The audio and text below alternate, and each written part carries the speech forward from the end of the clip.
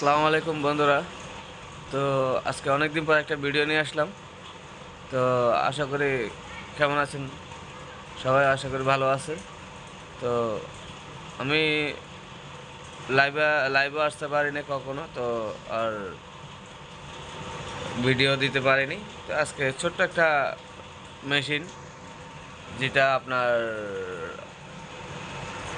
দেখতে পাচ্ছেন, এটা হাতে বানানো সেট। তো এই সেটটি বিক্রি করা হবে।